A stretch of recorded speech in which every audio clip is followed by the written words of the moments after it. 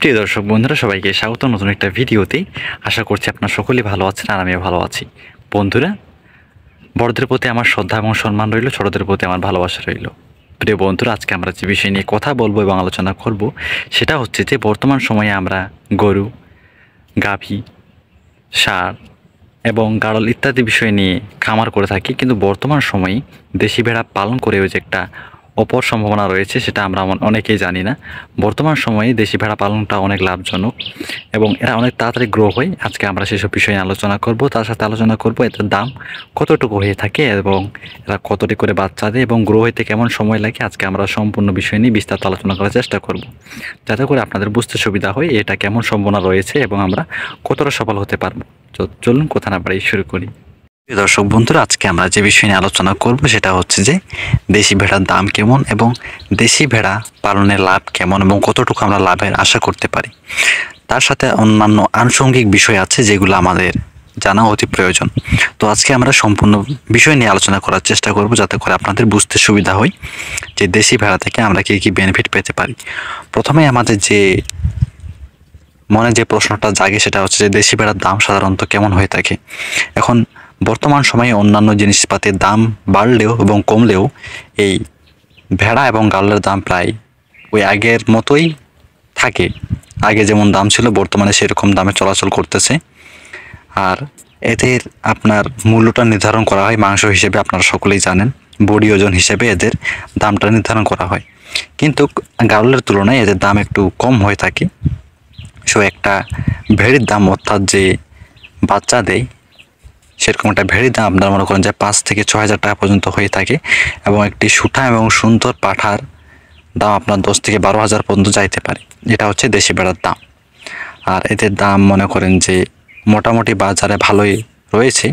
আর যেহেতু এদেরকে মাংস হিসেবে বিক্রি করা হয়, আপনি আশা করা যায় ভালো একটা দাম পেতে পারেন বাজার মূল্য থেকে। আর এদের কী হিসেবে বিক্রি করা হয় এটা আপনারা সকলে জানেন। এটা হচ্ছে তাদের মাংস হিসেবে এবং বডি ওজন হিসেবে কতটুকু মাংস হবে সে অনুযায়ী ভেড়াগুলোকে বিক্রি করা হয়।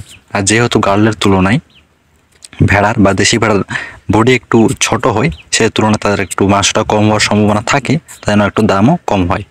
এ হচ্ছে আপনার কী হিসেবে বিক্রি হয় এবং দাম কেমন হয়।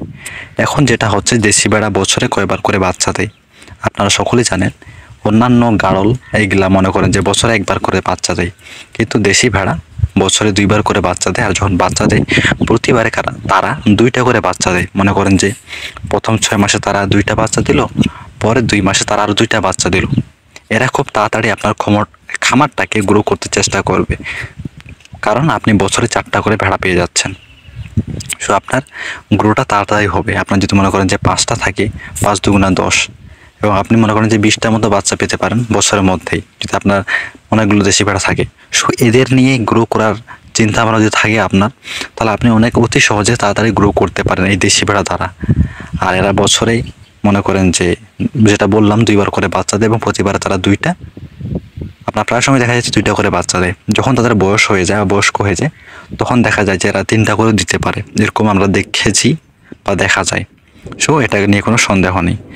আর যদি এদের খাদ্যাভ্যাস নিয়ে আমরা কথা বলি যে এরা কী খায়, আপনারা জানেন এরা চরণভূমিতে ঘাস খাইতে সবচেয়ে বেশি পছন্দ করে।